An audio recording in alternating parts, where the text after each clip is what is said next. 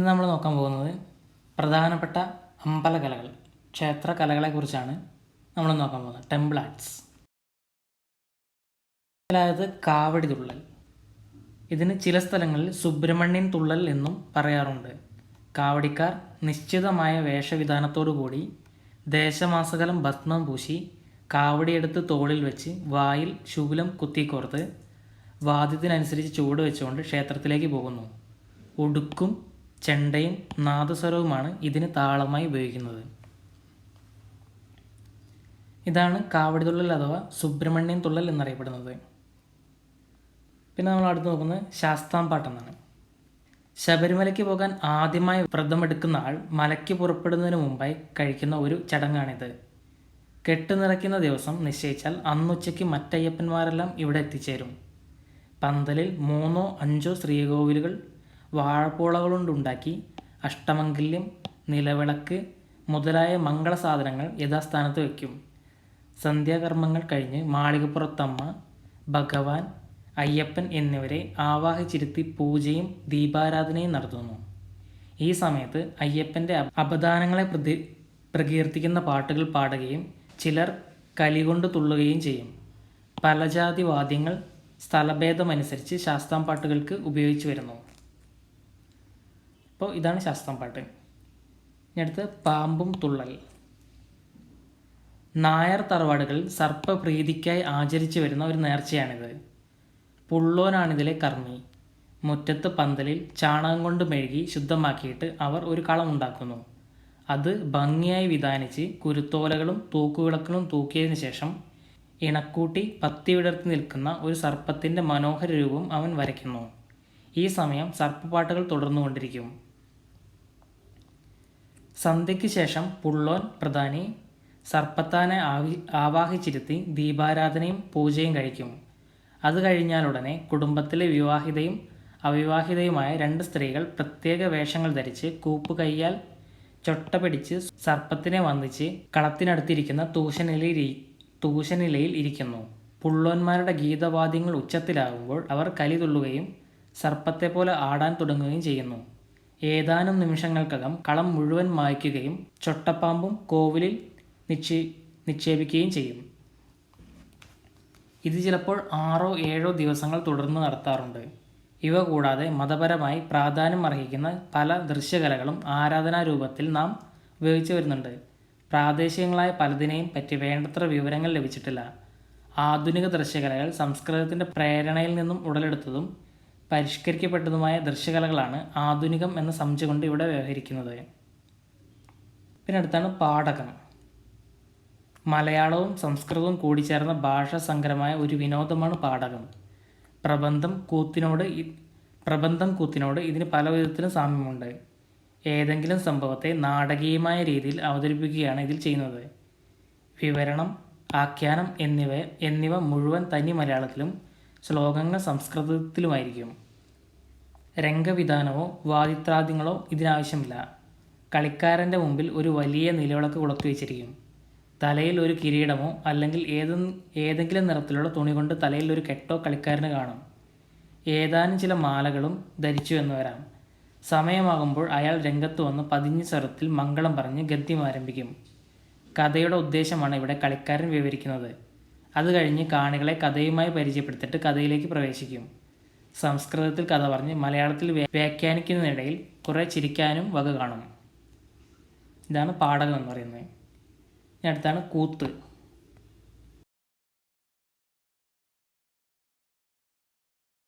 അമ്പലങ്ങളിൽ മാത്രം അഭിനയിച്ചു വരുന്ന ഒരു ദൃശ്യകലയാണ് കൂത്ത്. എല്ലാ പ്രധാന അമ്പലങ്ങളിലും കൂത്തമ്പലം എന്ന പേരിൽ കൂത്ത് നടത്തുന്നതിന് വേണ്ടി ഒരു പ്രത്യേക കളിസ്ഥലം തയ്യാറാക്കിയിട്ടുണ്ടാകും. ഇതില്ലാത്ത സ്ഥലങ്ങളിൽ ഭോജനശാലയിലോ വലിയമ്പലത്തിലോ വെച്ചാണ് കൂത്ത് നടത്തുന്നത്. കുലശേഖരവർമ്മൻ എന്നൊരു പെരുമാൾ കൂത്തിൽ പല പരിഷ്കാരങ്ങളും വരുത്തിയതായി കാണുന്നു. അദ്ദേഹത്തിന് ശേഷം ഭാസ്കര രവിവർമ്മ പെരുമാളും തോല കവിയും കൂടി മറ്റു ചില പരിഷ്കാരങ്ങളും വരുത്തുകയുണ്ടായി. ഇങ്ങനെയാണ് നാം ഇന്ന് കാണുന്ന കൂത്ത് രൂപം പ്രാപിച്ചത്. ഇത് സംസ്കൃതത്തിൻ്റെ പ്രേരണയാൽ രൂപം മാറിയ ഒരു ദ്രാവിഡ കലയാണെന്ന് പണ്ഡിതന്മാർ പറയുന്നു. ചാക്യാന്മാരാണ് കൂത്തിൻ്റെ പ്രണേതാക്കൾ. കൂത്തിന് പ്രബന്ധം കൂത്ത്, നങ്ങ്യാർകൂത്ത്, കൂടിയാട്ടം എന്നിങ്ങനെ 3 വിഭാഗങ്ങളുണ്ട്. ഇതിൽ ആദ്യത്തേത് കേവലാഖ്യാനവും രണ്ടാമത്തേത് ശുദ്ധ അഭിനയവും മൂന്നാമത്തേത് യഥാർത്ഥമായ രംഗപ്രയോഗവുമാണ്. പ്രബന്ധം കൂത്തിലും കൂടിയാട്ടത്തിലും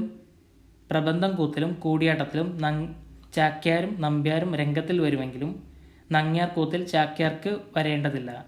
പ്രബന്ധം കൂത്തിൽ മിഴാവ് കൊട്ടുന്ന ജോലിയാണ് നങ്ങ്യാർക്ക്. നങ്ങ്യാർ ഈ അവസരത്തിൽ കുഴിത്താളം കൊട്ടിക്കൊള്ളും. നടനത്തെക്കാളേറെ രസകരമായ ഉപമാനങ്ങൾ ചേർത്ത് കഥ പറയുന്നതിലാണ് ഈ രംഗത്തിൻ്റെ വിജയം സ്ഥിതി ചെയ്യുന്നത്. നങ്ങ്യാർ കൂത്തിൽ മേളക്കൊഴുപ്പുകൊണ്ട് അനുകൂലമായ അന്തരീക്ഷമാണ് അന്തരീക്ഷത്തിൽ നങ്ങ്യാർ അഭിനയിക്കുകയാണ്. മിഴാവും ഇലത്താളവുമാണ് ഈ രംഗത്തിൽ ഉപയോഗിക്കുന്ന വാദ്യങ്ങൾ. മിഴാവും ഇലത്താളവും. മൂന്നാമത്തെ ഭാഗമായ കൂടിയാട്ടം 5-6 ദിവസങ്ങൾ കൊണ്ടാണ് തീരുന്നത്. പഴയ സംസ്കൃത നാടകങ്ങളുടെ സാങ്കേതിക രീതിയാണ് പൊതുവെ കൂടിയാട്ടത്തിനുള്ളത്. വിവിധ വേഷങ്ങൾ അണിഞ്ഞാണ് നടന്മാർ രംഗത്ത് വരുന്നത്. അടുത്തത് തുള്ളൽ. അമ്പലപ്പുഴ ക്ഷേത്രത്തിൽ വെച്ച് ചാക്യാർ കൂത്തിന് മിഴാവ് കൊട്ടിക്കൊണ്ടിരുന്ന കുഞ്ചൻ നമ്പ്യാർ ഇടയ്ക്ക് ഉറങ്ങിപ്പോയതുകൊണ്ട് ചാക്യാർ അദ്ദേഹത്തെ കണക്കിന് കളിയാക്കി. ഇതിന് പകരം വീട്ടുവാൻ വേണ്ടി ഒരു രാത്രി കൊണ്ട് കല്യാണ സൗഗന്ധികം കഥ തുള്ളലായി എഴുതി പിറ്റേന്ന് ക്ഷേത്രത്തിൽ അഭിനയിച്ച് ചാക്യാരെ ചെണ്ട കൊട്ടിച്ചെന്നാണ് ഐതിഹ്യം. ഇതിൻ്റെ വാസ്തവികതയെ പലരും സംശയിക്കുന്നുണ്ടെങ്കിലും കുഞ്ചൻ നമ്പ്യാരാണ് തുള്ളൽ പ്രസ്ഥാനത്തിൻ്റെ ഉപജ്ഞാതാവ് എന്ന കാര്യത്തിൽ ആർക്കും സംശയമില്ല.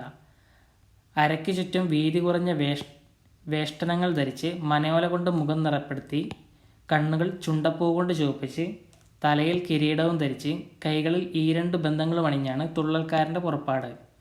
മദ്ദളവും കുഴിത്താളവുമാണ് വാദ്യങ്ങൾ. കൂത്തിൻ്റെയും പാടകത്തിൻ്റെയും സംയോജനമാണെന്ന് പറയപ്പെടുന്നു. അവയിൽ നിന്നെല്ലാം ഇതിന് വ്യത്യാസം പാട്ടും ആട്ടവും ആംഗ്യവും അഭിനയവും തുള്ളൽക്കാരൻ തന്നെ നിർവഹിക്കണമെന്നുള്ളതാണ്. അടുത്തതാണ് കൃഷ്ണനാട്ടം. ഗീതാ ഗോവിന്ദാഭിനയത്തിൻ്റെ പ്രേരണയിൽ നിന്ന് ഉടലെടുത്ത ഒരു വിനോദമാണിത്. 17-ാം ശതകത്തിൻ്റെ മധ്യഘട്ടത്തിൽ കോഴിക്കോട് വാണിരുന്ന മാനവദേവൻ എന്ന സാമൂതിരിയാണ് കൃഷ്ണനാട്ടത്തിൻ്റെ ഉപജ്ഞാതാവ്. നൃത്തത്തിന് പ്രാധാന്യം കൊടുത്തിട്ടുള്ള ഒരു മൂകാഭിനയമാണെന്ന് പറഞ്ഞാൽ തെറ്റില്ല. മദ്ദളവും ഇലത്താളവും ചേങ്ങിലയുമാണ് ഉപയോഗിക്കുന്ന വാദ്യങ്ങൾ. സാധാരണയായി 9 ദിവസങ്ങൾ കൊണ്ട് കൃഷ്ണാവതാര കഥ മുഴുവൻ അഭിനയിച്ച് തീർക്കും. പിന്നെ അടുത്താണ് രാമനാട്ടം. കൃഷ്ണനാട്ടത്തിന് പെട്ടെന്നുണ്ടായ ഒരു പ്രചാരം ഒരു കൊട്ടാരക്കര തമ്പുരാനെ ആകർഷിച്ചു. അദ്ദേഹം സാമൂതിരിയോട് ഒരു സംഘം കളിക്കാരെ അയച്ചു കൊടുക്കണമെന്നാവശ്യപ്പെട്ടു. സാമൂതിരി ആ അപേക്ഷ അംഗീകരിച്ചില്ലെന്ന് മാത്രമല്ല തെക്കർക്ക് കൃഷ്ണനാട്ടത്തിൽ രസിക്കുവാൻ കഴിയില്ലെന്ന് അധിക്ഷേപിക്കുകയും കൂടി ചെയ്തു. ആ വാശിക്ക് കൊട്ടാരക്കര തമ്പുരാൻ ഉണ്ടാക്കിയതാണ് രാമനാട്ടം എന്നാണ് ഐതിഹ്യം. ദശരഥൻ്റെ പുത്രകാമേഷ്ടി തൊട്ട് ലങ്കാനിരോധം വരെയുള്ള രാമായണ കഥയെ ഉപജീവിച്ചാണ് അദ്ദേഹം രാമനാട്ടം നിർമ്മിച്ചത്. 8 ദിവസത്തേക്ക് ആടിക്കളിക്കത്തക്ക വിധത്തിലായിരുന്നു ഇതിൻ്റെ സംവിധാനം. പിന്നെ അടുത്താണ് കഥകളി. രാമനാട്ടമാണ് പിന്നീട് കഥകളിയായി പരിണമിച്ചത് എന്ന് പറയാറുണ്ട്. പണ്ഡിതന്മാരിൽ പലരും ആ അഭിപ്രായത്തോട് യോജിക്കുന്നില്ല. കൃഷ്ണനാട്ടവും രാമനാട്ടവും കഥകളിക്ക് ഉപയോഗിച്ചിരുന്ന 2 കഥകൾ മാത്രമാണെന്നും പുരാതനമായ ഏതോ ദ്രാവിഡ കലയുടെ പരിണാമമാണ് കഥകളിയെന്നും അവർ പറയുന്നു. ഏതായാലും വളരെ അപരിഷ്കൃതമായ രീതിയിലാണ് രാമനാട്ടം നടത്തിവരുന്നത്. കമുകിൻ പാള കൊണ്ടുള്ള കിരീടവും മദ്ദളവും മാത്രമേ ആദ്യകാലത്ത് ഈ കളിക്ക് ഉപയോഗിച്ചിരുന്നുള്ളൂ. പിന്നീട് ഇതിന് പല പരിഷ്കാരങ്ങളുമുണ്ടായി. മുഖത്ത് മനയോല കിരീടം, കുപ്പായം, ശിങ്കിടി മുതലായവ നടപ്പിലാക്കിയത് വെട്ടത്തുനാട്ട് രാജാവാണ്. അതിനുശേഷം കപ്ലിങ്ങാടൻ, കല്ലടിക്കോടൻ എന്നീ സാമൂതിരിമാർ ചില പരിഷ്കാരങ്ങൾ കൂടി വരുത്തി കുപ്പായത്തിന് വ്യത്യാസം വരുത്തിയതും തലമുടി, കച്ച തുടങ്ങിയവ നടപ്പിലാക്കിയതും ഇവരാണ്. അരിമാവ് കൊണ്ടുള്ള ചുട്ടി, അസുരരാജന്മാർക്ക് പ്രത്യേകം വേഷം, കലാശം, കൈ ഇവയിൽ വ്യത്യാസം തുടങ്ങിയവയും കപ്ലിങ്ങാടൻ, കല്ലിക്കോടൻ പരിഷ്കാരങ്ങളിൽ പെടും. പച്ച, കത്തി, താടി, കരി എന്നിങ്ങനെ 4 വേഷങ്ങളാണ് കഥകളിക്കുള്ളത്. പച്ച രാജാക്കന്മാരെയും, കത്തി ദൈത്യന്മാരെയും, താടി രാക്ഷസന്മാരെയും, കരി താപസാദികളെയും സൂചിപ്പിക്കുന്നു. ശൃംഗാരം, വീരം, രൗദ്രം, കരുണം എന്നീ രസങ്ങളാണ് യഥാക്രമം ഈ 4 വേഷത്തിലും പ്രധാനമായി അഭിനയിക്കാനുള്ളത്. കേളി, ശുദ്ധമദ്ദളം, തോടയം, വന്ദനശ്ലോകം, പുറപ്പാട്, മേളപ്പദം, അഭിനയം എന്നിങ്ങനെ കഥകളിക്ക് പല പ്രധാന ചടങ്ങുകളായി വിഭജിച്ചിരിക്കുന്നു. ചെണ്ട, മദ്ദളം, ചേങ്ങില, കൈമണി തുടങ്ങിയ വാദ്യങ്ങൾ എല്ലാ രംഗത്തിലും ഉപയോഗിക്കുന്നു. കോട്ടയത്ത് തമ്പുരാൻ, കാർത്തിക രാമവർമ്മ രാജ, ഉണ്ണായി വാര്യർ, അശ്വതി തിരുനാൾ തമ്പുരാൻ, ഇരയമ്മൻ തമ്പി, വീരകേരളവർമ്മ തുടങ്ങിയ പലരും കഥകളി കൃതികൾ എഴുതിയിട്ടുണ്ട്.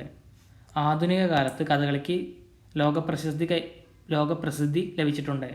ഇതിൻ്റെ പ്രധാന കാരണക്കാരൻ മഹാകവി വള്ളത്തോൾ നാരായണ മേനോനും അദ്ദേഹത്തിൻ്റെ നേതൃത്വത്തിൽ നടത്തി വന്നിരുന്ന കേരള കലാമണ്ഡലവുമാണ്. Okay friends, thank U.